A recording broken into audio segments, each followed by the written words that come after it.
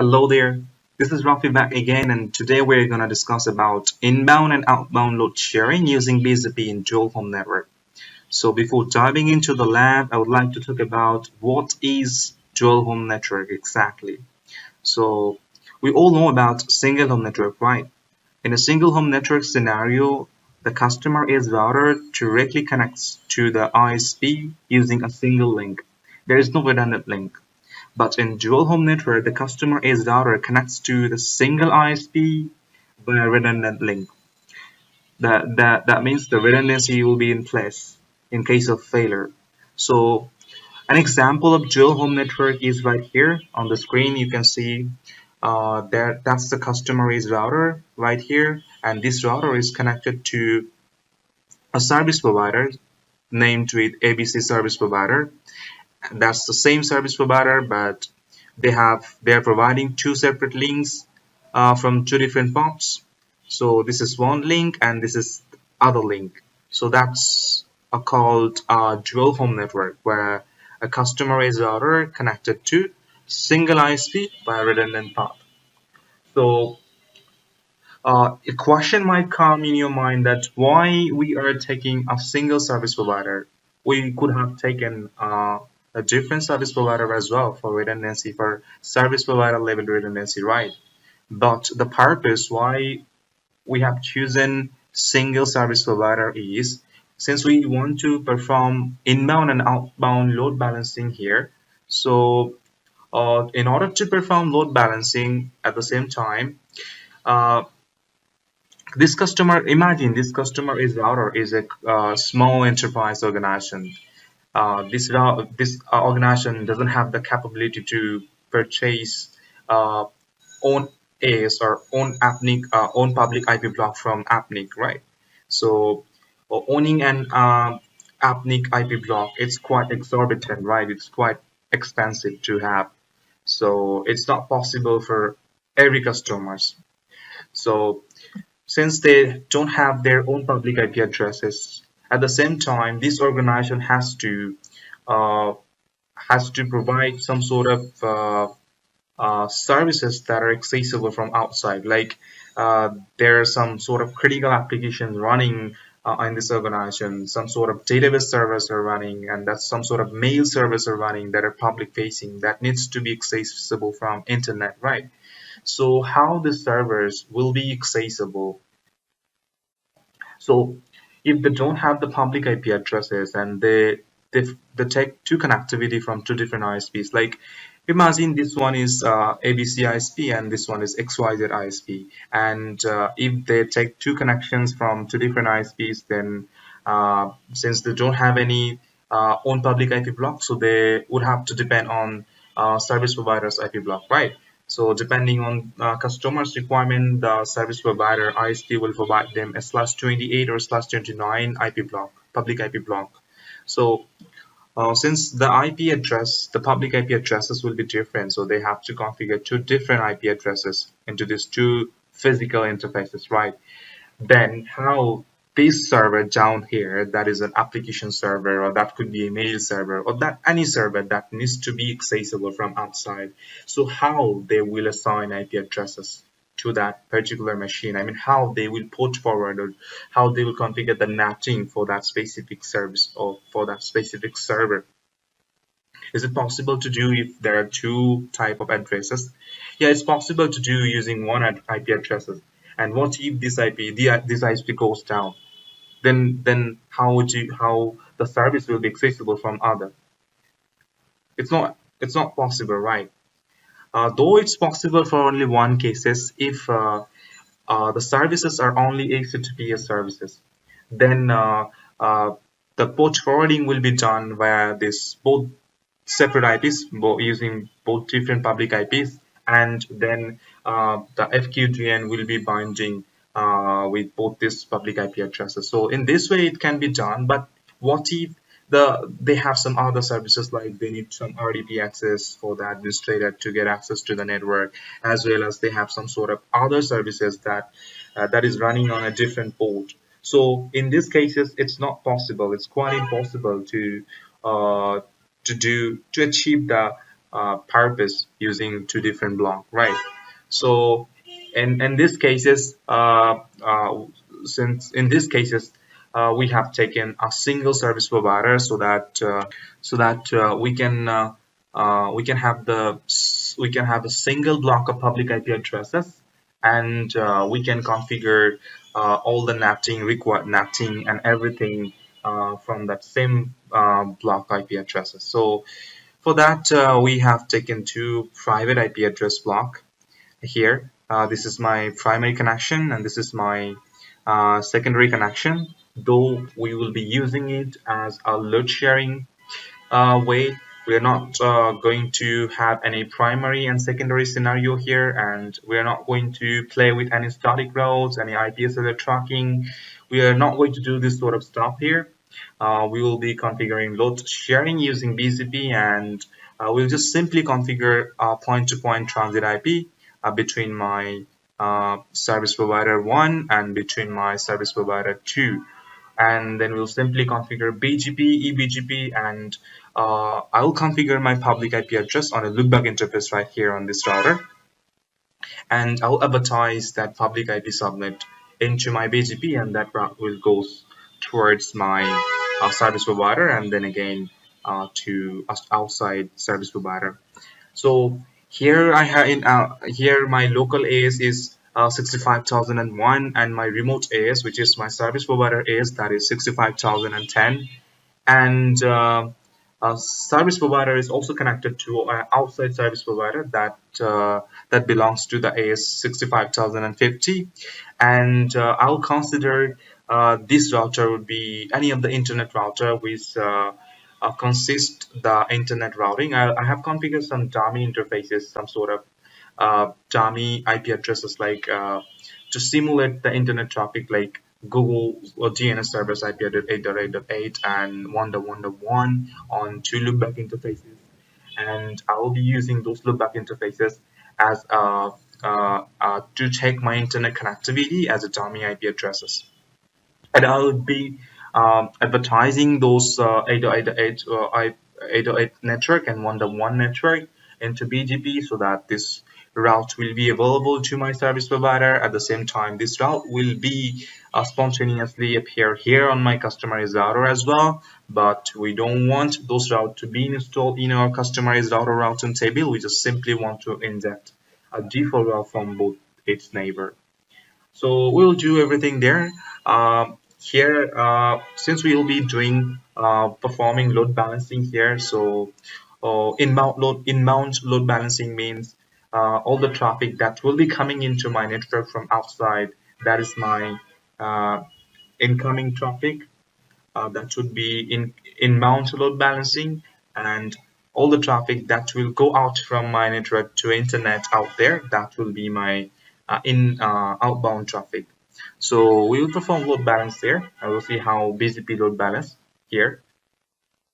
So since BGP uses by default, BGP uses only single path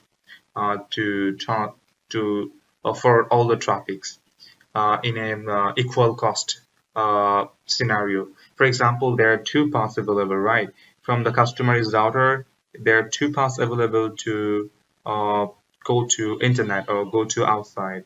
So by default, BGP will install only single path in its routing table, because though these paths are, the cost of both of these paths are quite identical, the cost, since we are not configuring any weight attribute or any attributes as path preference, local preferences to specify a link, to choose a link. So the cost of both this link will be identical. There will be a tie, and if the cost of all the available paths are identical, then BGP install a single path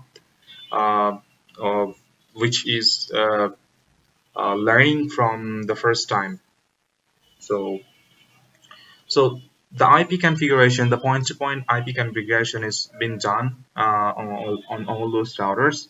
So the only thing we need to configure right here is we'll be configuring the BGP from the scratch. So first log into my outside service provider router, and we'll configuring the BGP here.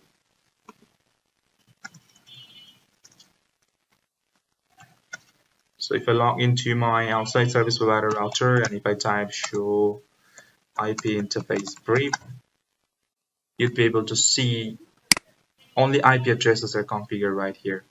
So since this router is connected to my service provider, to my service provider router, there are two service provider router, and this link goes out to my service provider 1 and link 1, and this link terminated to my service provider router 2, and the IP address here is assigned 10.40.10.33 here, and 34 is ABC service provider side.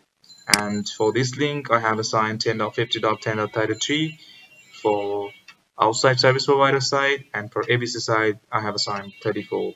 And that is for I have connected a small piece of machine here to verify the outside connectivity, and for that I have assigned a different block of IP address here, and I will be advertising this block into my BGP as well. And as I said earlier, that I will be configuring two loopback interfaces to act like this is my internet router to simulate my traffic, to verify my internet connectivity, and I will be advertising these routes into my BGP so that these routes are being received by my service provider router and my customer is router as well. So that's the IP configuration. Now we'll be configuring the BGP configuration here on the service provider router, and the AS, it belongs to the AS 65050, and I already have drafted a script here on Notepad. As you can see, this is for my outside service provider. Since the AS number is 65050 for this router, and that's gonna be the network that I'm going to advertise here. These are the three networks I'll be advertising here, and let me write down the marks here for this network. .0, and this two will be my neighbor. 10.40.10.34 remote AS will be my ABC service provider remote AS, and another neighbor would be is 10.50.10.34, which is this router. This one is 34 40.10.34, and this one would be 10.50.10.34. So let's copy the configuration and paste it right there.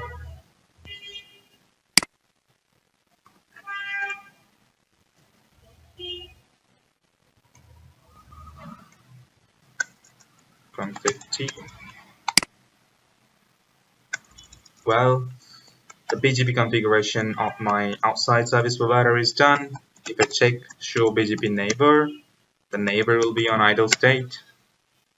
Oh, sorry, that would be show BGP summary, not neighbor. As you can see, these are in ideal state because the other side hasn't been configured yet. So let's go back to my service provider router 1 and do the same. That's my service provider router 1, and I'll check the IP configuration here first. Here only two IP addresses are assigned. That is, only one IP address is for my point-to-point transit that is terminated to my outside service provider, and one IP address is for my customer S router that is 10.180.15.128 network. So if I check on the show IP interface brief here, you'd be able to see the IPs are configured. Show run pipe section BGP. No BGP configuration has been done here, so we will be configuring the BGP right here. That configuration is pretty straightforward, pretty simple configuration. We'll just configure the BGP AS, and then we'll just identify two neighbors. This one is towards this side and another one is towards this side. I already crafted it into this notepad. That's my service provider router 1 BGP configuration. That's my router BGP 65010, and the first neighbor is 10.40.10.33, remote is 65050, and my second neighbor is 10. Which is my customer is router, that is 10.180.15.130. and the remote AS is 65,001. So I'll be copying the configuration and simply paste it to my service provider router 1. Well, if you have any doubt right here, you can see. And as you can see, the one BCP neighbor is up, which is which one you can say? That's one, right? This one, 1040.10.33, that's my neighbor of my outside service provider, since the configuration of this router has been done, and now I have placed the configuration on my service provider router 1, so that's the reason why the BGP neighbors came out. So if I check the show BGP summary, as you can see, this neighbor is up, 1040.10.33. This neighbor is up. This neighbor, which is my customer edge router, that is not up yet because we haven't configured anything out there in our customer edge router. And if we check the BGP database, then we'll be able to see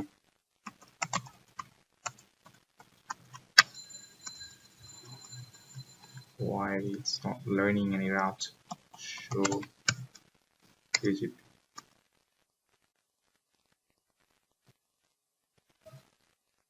Summary. It shows the neighbor is off.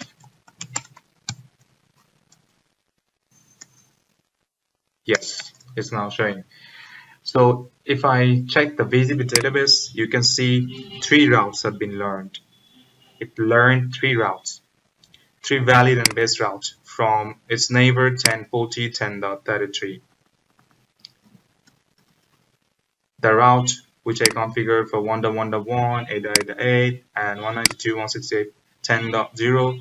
These 3 routes I have advertised from my outside service provider, and all these 3 routes have been learned from this neighbor. And also I'll configure the same on my customer is router. Then the public IP address that I'll be advertising on my customer is router, that route will be appear as well. So now let's move into my secondary service provider, secondary router of my service provider, and that's my secondary service provider router. So IP interface brief. As you can see, this is router 2 of my service provider, and the IP has been assigned here, and the IP is assigned for my outside service provider, that is 1050.10.34, and for my customer is router, the IP is assigned 10.190.15.129. So now we'll be configuring the BGP, and here also the configuration will be pretty straightforward. And let's go back to the notepad. I have crafted all the configuration here. Here also it will be part of the same autonomous system number, that is 65,010, since both these routers belong to this same AS. So that would be the configuration. And here you can see we will configure 2 neighbors, one towards my outside service provider and another towards my customer edge router. So now let's go back to my secondary ISP and paste the configuration, and the BGP neighbor towards my outside service provider will come up. Yeah, that's come up, and you can see the neighborship neighbor 1050.10.33, that is my this router outside service provider, that came up. And if I check on the routing table, BGP routing table, then we will see all 3 routes that we advertised over there on our outside service provider router that are appeared.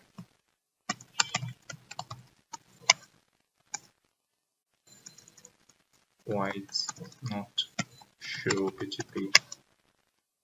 As you can see, all 3 routes have been learned here. These are the routes that have been learned from 1050.10.33.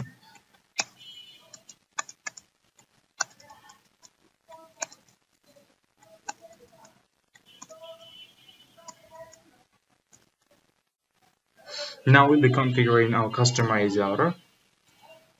Let's log back into my customized router,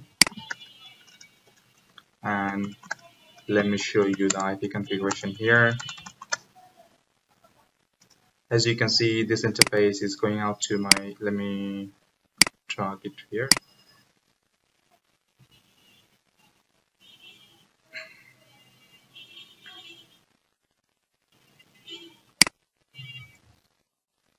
As you can see, this gig 0/2 interface is terminated towards my router 1 of my service provider, and gig 0/3 is terminated to router 2 of my service provider. So two different IPs are assigned, and since they have provided me /29 of public IP addresses, /29 block of public IP addresses, and I have assigned a public IP on my loopback interfaces, and I will be advertising this public route to my BGP so that this route is available to my service provider and out there on internet. So let's go to the config T and perform the BGP. Also for this customized router, I have crafted my configuration, and since this router belongs to AS 65001, and since I will be advertising my public IP subnet, that is 120.50.80.128/29, and since I will be configuring two neighbor, one neighbor towards my service provider router 1, another neighbor would be my service provider router 2, and both this belong to 65010 AS. So copy the configuration, and I will be simply just paste it to my customized router. Boom. So the BGP neighborship is all up here. All the neighborship has been established. Now, if we check the routing table, or if we check the BGP database, as you can see here, all three routes are coming from two different hops. This route 1.1.0/24 is receiving from 10.190.15.129, as well as it is receiving the same route from 10.180.15.129. So two hops are available in the routing table. Same for my 8.8.8.8 network, that is also receiving from two different hops. From my two different service providers router. So if you check on my show IP route, if you check the router, hello there. I'm extremely sorry for the inconvenience. The earlier record was stopped due to some technical error. So that's the reason why I'm again recording this one as a part 2. And I'm extremely sorry I couldn't cover everything on my first video, and I had to upload them in a separate video. So here, since we were in the checking the routing table of BGP, that's in our customer is router, that all the routes are available in the routing table. But since I told you that by default BGP install only single path to forward the traffic. So though those routes are learning from two different paths, but it will install on the single path. If we choose any specific path using any of the BGP attributes, like the best path, then it will only select that path. And if we don't choose any best path using any of these attributes, then since the cost of each path will be same, identical, so it will choose a single path, the path which will through the route will learn for the first time. So since this route is learned from this neighbor for the first time, that's why it has been installed this route on its routing table. As you can see, the other route that is available towards my router 2 of my service provider, that is not been installed here. So since our purpose is to load balance the traffic, so we want both these paths will be available for the subnet here in our routing table. So we'll do that using maximum path command. BZB maximum path command allow us to configure multiple maximum path, and we'll be doing that. And we don't want this route to be installed in our routing table. That's 1.1, this 8.8. These are internet routes, right? And over the internet, there will be thousands of routes, right? There will be many routes, and I don't want all of those routes in my routing table. So I just simply want to inject a default route from my ISP, from my service provider router. Both of my, I want to inject a default route from both of my service provider router, and I don't want this route to be in my routing table. And in order to filter this routes, I need to create a prefix list, and I will be crafting a prefix list for two purposes. One, I just want to receive a default route from my service provider. For that purpose, I need to create a prefix list that will be only allow my default route, and everything else will be blocked. And at the same time, I don't want to advertise any routes except my public IP block, that is 120.50.80.8. I only want to advertise this route into my service provider. So for that purpose, we need to configure two prefix lists. And before configuring the prefix list, I need to inject the default route first. And in order to inject the default route, I need to log into my service provider router. Let's log into my service provider router first. And I would have to configure default route originate for the neighbor. Show run pipe section BGP here. Go to config T. I'll just simply copy the BGP configuration. I'm logging into, I'm sorry.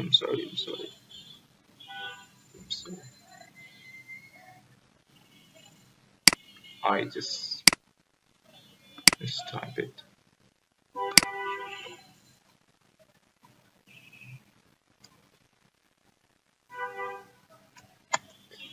Here I'll configure a neighbor default route for my neighbor, which is 10.18.15.130. Since I want to inject a default route for which neighbor? For this neighbor, which is 10.180.50.128. That is on my customer edge router. So for this neighbor, I just want to simply originate a default route. That's the command to inject a default route towards the customer edge router. And I would have to do the same on my second service provider router as well. If I log into my service provider router, and if I just put the command show IP BGP, show run pipe section BGP, you'll see no default routers are being injected towards my customized router. I'll do the same for here as well. I'll log into the BGP configuration, and for neighbor,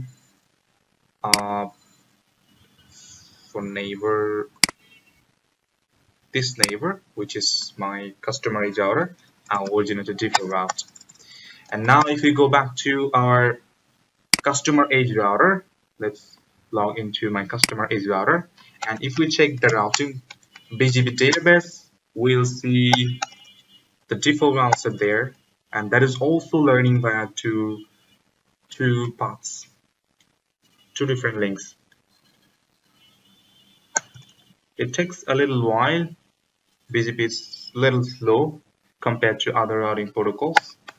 As you can see, the first route is appeared from my router 1 of my service provider, and the other route will appear as well.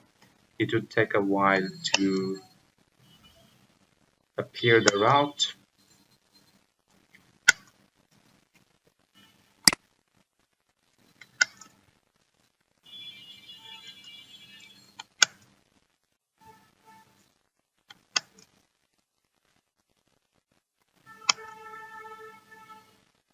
As you can see, so the default routes are available from both of my neighbors, right? So both of the neighbors, service provider neighbors, are injecting a default route towards me. And as you can see, BGP only receive routes that are valid and best. BGP doesn't receive any route that are invalid. For example, if you advertise a network address is different and the subnet mask is different, that means that network is not quite valid. Those route will not be received by BGP router. So BGP will only receive those routes which are valid as well as best, and all both these routes will be there in BGP database. But since by default BGP uses single path, so in the routing table we'll only see a single next hop address. As you can see, the default route is also installed towards my router 1 of my service provider. So here you want to configure the multiple. So if I try to ping now, if I try to ping 8.8.8 source back 0, the ping is reachable. You see the ping is reachable.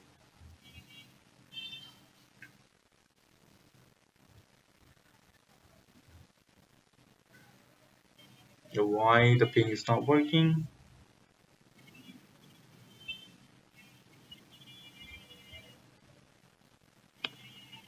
So IP face brief.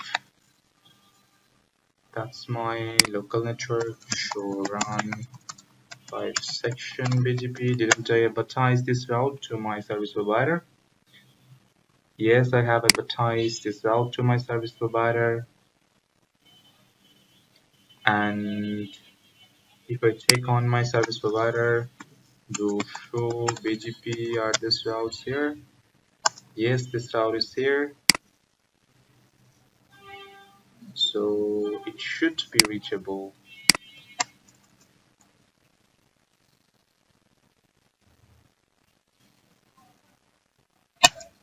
Yes, it took a while to, I guess, to update the route.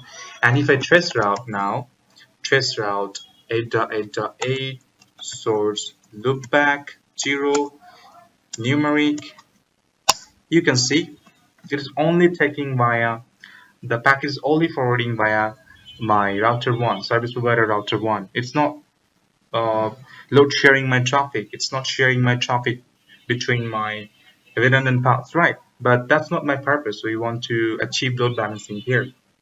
So as I have told you earlier, that BGP install only single path in its routing table. So we have to enable multipath.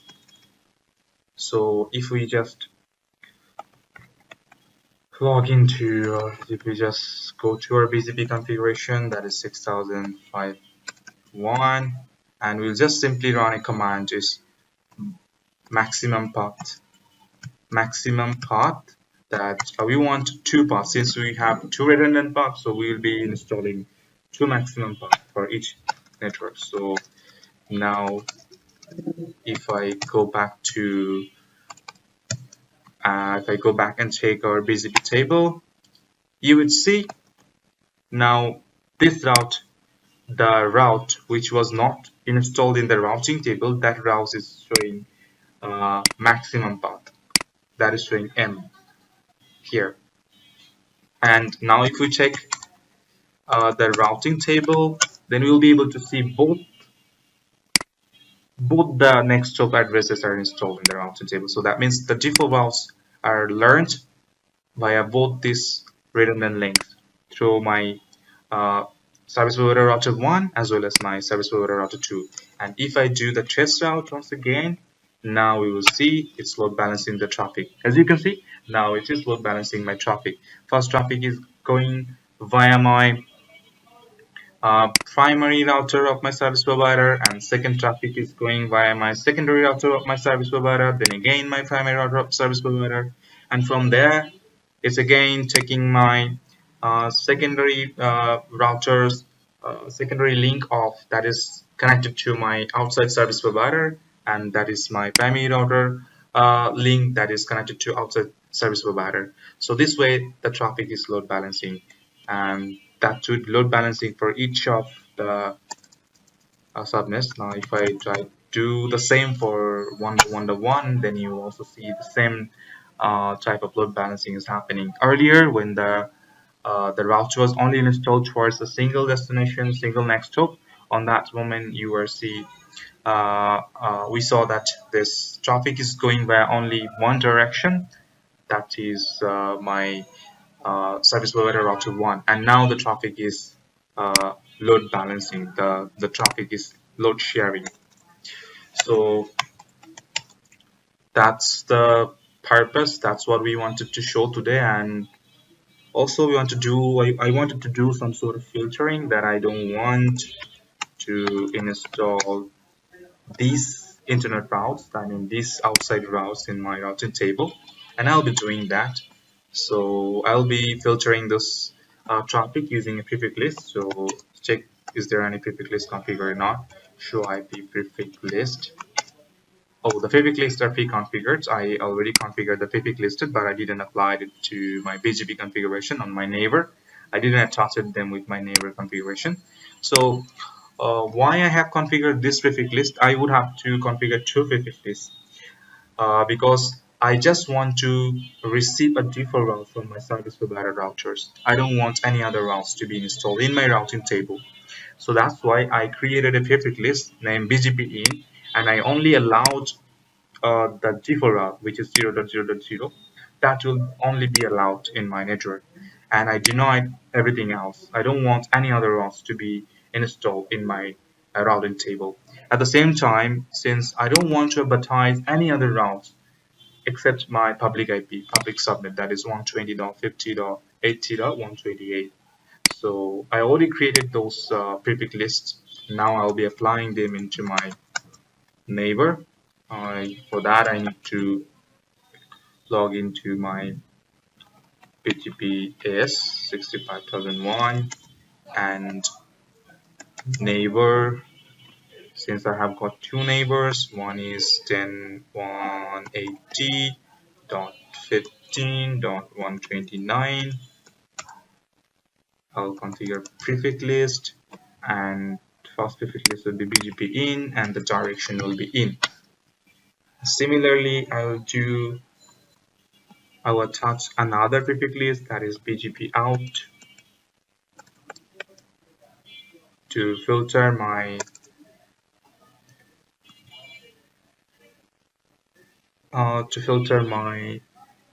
outgoing route, and the direction will be BGP out. And I'll do the same for my other neighbor, that is I'll do the same for my other router, that is one. As you can see here, now I have applied and attached that prefix list to my neighbor. For this neighbor, I have applied the prefix list BGP in, where I have filtered any other routes except my default route that will be accepting in my routing table. And I have attached one more prefix list for the same neighbor, that I only advertise my public block, and all other blocks will be dropped. I did the same for my other neighbor as well, that is the second router of my service provider. And now if we go down there and check show BGP database, and we'll see still those, even after filtering the routes using prefix list, all the previous routes are there in the routing table. But I don't want them to be on my routing table, right? So why this router is still there? So this router is still there because it's holding the old entry in its database. So in order to refresh this, we need to clear IP BGP, then the neighbor, just copy the neighbor, soft in, and do the same, clear IP BGP, copy the neighbor address, and soft in. And then if you check the BGP database, you won't see those networks anymore. So the only network that is available currently in my BGP table is the default route. That's what I really want. I don't want any unnecessary route to be installed in my routing table. I don't want to use my CPU router. I don't want to utilize my router CPU installing an unnecessary route, since I have the default route, so I don't need any other routes to be installed in my routing table.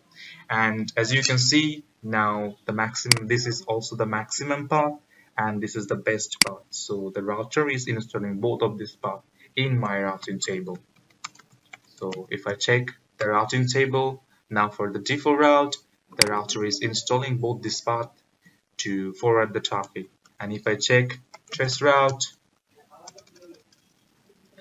that means it is load balancing the traffic. And if we, sorry, trace route 8.8.8 source loop back 0 numeric, then you'll see it's load balancing the traffic.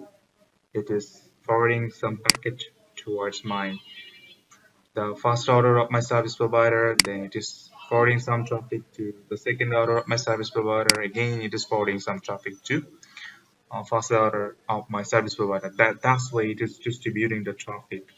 So that's all for today. I hope you enjoyed the video.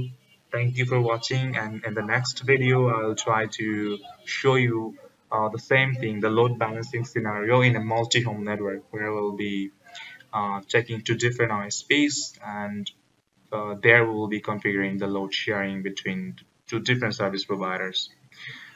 Thank you for today.